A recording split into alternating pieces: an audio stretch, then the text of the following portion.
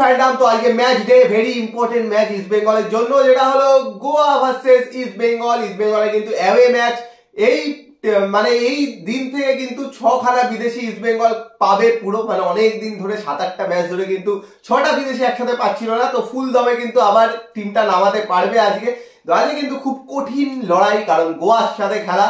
আর এখান থেকে যেটা প্রত্যেক দিনই বলছি, ড্র করলে বা হারলে টপ 6 এর রেস থেকে পুরোপুরি ছিটকে যাবে। একটুখানি আশা আছে, কারণ নর্থ ইস্ট কিন্তু আগের দিন ড্র করেছে, সেই খেলা নিয়ে তো বলবোই। তাছাড়াও চারিদিকে ট্রান্সফার রুমারে কিন্তু আবার ছড়িয়ে যাচ্ছে জিনিসপত্র চারিদিক। তাছাড়াও ইন্ডিয়ান ফুটবলের অনেক আপডেট হয়েছে, যেগুলো পুজো তোমাদের দিয়ে দেবে। কিন্তু সবার আগে যে কথাটা, এখনো যারা সাবস্ক্রাইব করে নিও অবশ্যই করে নিও, আর বেল আইকনটা টিং টং করে অল অপশনটা প্রেস করে দিও রেগুলার নোটিফিকেশন পাওয়ার জন্য। আর আমাদের ফেসবুক আর ইনস্টাগ্রাম পেজটা ফলো করে নাও, ডেসক্রিপশনে লিংক দেওয়া আছে। তো পুজোর থেকে প্রথমে শুরু নাও। তো প্রথমেই বলি যে কলকাতা ফুটবল লিগ কিন্তু শুরু হতে চলেছে, এবং কলকাতা ফুটবল লিগের ফার্স্ট ডিভিশন, সেকেন্ড ডিভিশন এরকম বেশ কয়েকটা কিন্তু ট্রায়ালের আপডেট রয়েছে। স্ক্রিনে তোমরা দেখতে পাচ্ছ। যে আপডেটটা যে ট্রায়ালটা দিতে চাও তো অবশ্যই কিন্তু দিয়ে দিও। এছাড়া আমরা আমাদের ইনস্টাগ্রাম ফেসবুক স্টোরিতেও কিন্তু পোস্ট করে দেবো। এরপরে বলি, আইএফ এর তরফে একটা ভালো উদ্যোগ নেওয়া হয়েছে। ইন্টার স্টেট আন্ডার 14 এবং আন্ডার 17 লিগ কিন্তু চালু হচ্ছে, যেটা চালু হচ্ছে 14 মার্চ থেকে দক্ষিণ দিনাজপুরে বালুরঘাটে হবে। এখানে কিন্তু 24টা করে জেলা অংশগ্রহণ করছে, এবং এটার ফাইনাল, সেমিফাইনাল এবং ফাইনাল কিন্তু কলকাতা ডিস্ট্রিক্টে কিন্তু অনুষ্ঠিত হবে। তো এটা কিন্তু একটা বেশ ভালো উদ্যোগ। এর আগের বারও দেখেছিল যে করেছিল আইএফ এর তরফ থেকে, তো সেই রকম তো অবশ্যই এটা খুব ভালো। এবং তার সাথে বলে রাখি, সন্তোষ ট্রফি যেরকম চলছে, তো সন্তোষ ট্রফি গতকালকে কোয়ার্টার ফাইনাল গুলো ছিল, তো সেগুলো তো হয়ে গেছে। তো কালকে দুটো কোয়ার্টার ফাইনালে, একটাতে মণিপুর আসামকে 7-1 গোলে হারিয়েছে, আর একটা মিজোরাম কেরালা সাডেন ডেথে কিন্তু মিজোরাম জিতেছে। তো সেমিফাইনালে সার্ভিসেস ভার্সেস মিজোরাম মুখোমুখি হচ্ছে, আগামীকাল খেলা আছে। এবং মণিপুর ভার্সেস গোয়া মুখোমুখি হচ্ছে, এটাও কিন্তু আগামীকাল খেলা রয়েছে। এর সাথে বলে রাখি, রিলায়েন্স ফাউন্ডেশন ডেভেলপমেন্টাল লিগের কিন্তু আজকে একটা ম্যাচ রয়েছে, মোহামেডান ভার্সেস মোহনবাগান 2:30 থেকে। তো সেই ম্যাচটাতেও অবশ্যই সবাই নজর রেখো। আজকের খেলা নিয়ে, ইস্ট বেঙ্গলের আপডেট নিয়ে তো অবশ্যই আসবো, কিন্তু তার আগে একটু ডার্বির আপডেটটা বলে দিই। তো ডার্বি তো জেনেই গেছো যে অনেক টাল বাহানা, অনেক মারামারি, ধরাধরি, তারপরে হচ্ছে সিরিয়ালের মতো সাসপেন্স দিয়ে আলটিমেটলি ডার্বি 10ই মার্চ রবিবার রাত্রি 8:30 থেকে কিন্তু শুরু হচ্ছে।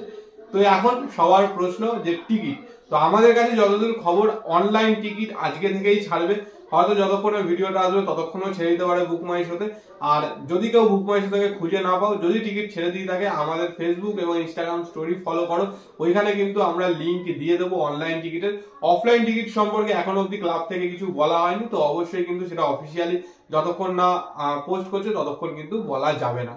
শুনেই নিলে ডার্বির আপডেট প্রচুর একদম সিরিয়ালের মতো চলছিল। তারপরে কিন্তু 8:30 থেকে 10:30টায় ডার্বি শেষ হবে।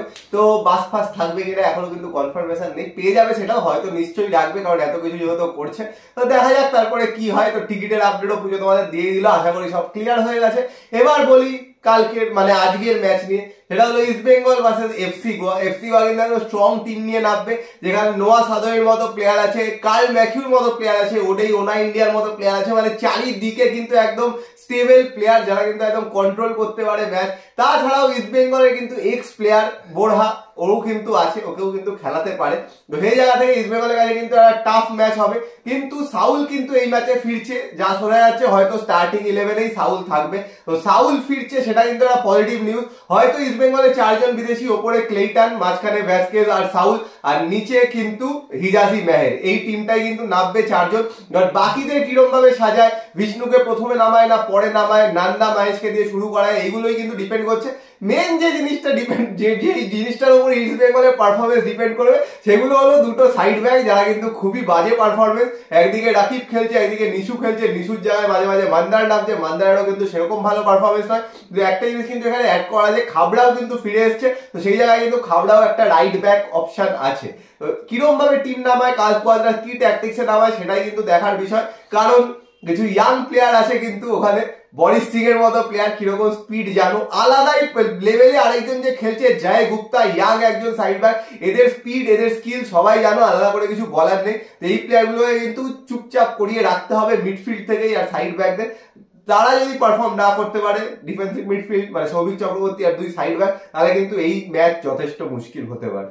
আর সবচেয়ে বড় কথা, আজকে কিন্তু কার্ল ম্যাথিউ খেলবে। আগের দিন কিন্তু কার্ল ম্যাথিউ ছিল না গোয়ার ম্যাচটাতে, কার্ডের জন্য সাসপেনশন ছিল, সেখানে কার্ল ম্যাকিউর মতো একজন কিন্তু ডিফেন্সিভ ব্লকার থাকবে। তো সেখান থেকে কিন্তু ইস্ট বেঙ্গলের অ্যাটাককে অনেক বেশি স্ট্রং হতে হবে, অনেক বেশি শার্প হতে হবে, না হলে কিন্তু মুশকিল আছে। আর যেটা বললো টিম অবশ্যই যে মানে এফসি গোয়ার সাইড ব্যাকরা খুব ভালো খেলে, ওভারল্যাপে আছে। জয় গুপ্তা তো জানো ওভারল্যাপে প্রচুর আসে, প্লাস ডিফেন্সকে তো সেরকম মানে একদম আলাদা লেভেলের ডিফেন্স করছে, তার সাথে লং রেঞ্জারে একটা গোলও করেছে। তো জয় গুপ্তার মতো প্লেয়ারকে কিন্তু, তারপরে সেইটানের মতো প্লেয়ারকে কিন্তু অবশ্যই নজরে রাখতে হবে, কারণ এরা কিন্তু সবসময় ওভারল্যাপে এসে চাপ সৃষ্টি করতেই পারতো, সেটা মাথায় রাখতে হবে। আর অবশ্যই আজকে যেটা পজিটিভ দিক ইস্ট বেঙ্গল, সেটা হচ্ছে মোস্ট প্রবাবলি স্টার্টিং ইলেভেনে সল ক্রেসপো থাকবে। আর সল ক্রেসপো থাকলে কিন্তু একটা বিশাল অ্যাডভান্টেজ যে সৌভিক চক্রবর্তী অনেকটা ফ্রিলি খেলতে পারবে, এবং ডিফেন্স থেকে কিন্তু মানে মিডফিল্ড থেকে মানে ব্লক ডিফেন্সিভ মিডফিল্ড থেকে কিন্তু বলগুলো সাপ্লাই পাবে। তো সেই সাপ্লাই লাইনটা কিভাবে, যেটা এতদিন আসছিল না, একটু প্রবলেম হচ্ছিল, ভিক্টর ভাস্কর একা পড়ে যাচ্ছিল, তো সেই জায়গা থেকে কিন্তু সেই সমস্যাটা একটা প্রবলেম হতে পারে। বাট আজকে ডিফেন্সটা কিভাবে নামায় সেটাই হচ্ছে, কারণ নোয়া সাদিকের মতো প্লেয়ার রয়েছে, সেখানে ডবল ডিফেন্সে আসবে কিনা হিজাজি আর প্যান্টিককে নিয়ে, নাকি হিজাজি বা প্যান্ডিকের মতো যে কোনো একজন, তার সাথে সল ক্রেসপো আর ভিক্টর, তার উপরে ক্লেটন, এই ফরমেশনে আসবে কিন্তু, সেটা একটা ব্যাপার। তো দুটো ডিফেন্ডার খেলালে কিন্তু মুশকিল আছে, কারণ দুটো ডিফেন্ডার খেলালে কিন্তু ভাস্কেসকে তুলতে হবে, তো সেই জায়গায় মিডফিল্ডে কিন্তু আবার অপশন কমে যাবে। মিডফিল্ডটা স্ট্রং লেগে খেলতেই হবে, কারণ এই ম্যাচে গোল করতেই হবে, না হলে কিন্তু কোনো উপায় নেই ইস্ট বেঙ্গলে। যদিও গোয়ার ফর্ম হয়তো লাস্ট 3টে ম্যাচ ধরে ভালো না, ম্যাচ হারছে ম্যাচ ড্র করছে, কিন্তু তবুও বলছি অনেক স্ট্রং টিম। আরেকজনের কথাও আমি বলতে ভুলে গেছিলাম, মোহাম্মদ ইয়াসির, ওরকম আরেকজন ইয়াং এনার্জেটিক প্লেয়ার কিন্তু আছে, যারা কিন্তু একদম কোনা দিয়ে ঢুকতে পছন্দ করে।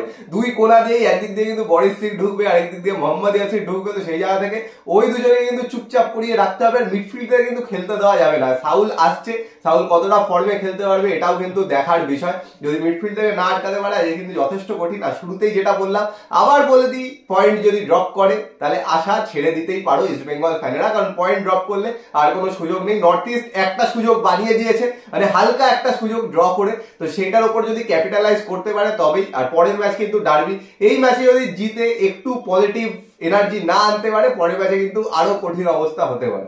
হ্যাঁ একদমই। আর আজকে আর যেটা আমরা লাস্ট কয়েকটা ম্যাচে দেখেছি, ইস্ট বেঙ্গল গোল করে এগিয়ে গেছে, তারপরে গোল খেয়ে হেরেছে, সেই লিডটা ধরে রাখতে পারেনি, আর প্রচুর সুযোগ তৈরি করেছে, কিন্তু সেগুলো সব কনভার্ট হচ্ছে না। তো আজকে কিন্তু সেই ভুলটা করলে হবে না, কারণ এর পরেরটাই ডার্বি, তো ভুলগুলো শোধরানোর আর জায়গা নেই। তো আজকে যা সুযোগ পাবে, যদি একটা হাফ চান্সও পায়, 10% চান্স থাকে গোল করার, সেখান থেকে কিন্তু ফিনিশ করতে হবে। সেটা যেই হোক, মাহেশ হোক, নন্দা হোক, ক্লেটন হোক, কি বিষ্ণু, যেই হোক, ফিনিশ কিন্তু করতে হবে।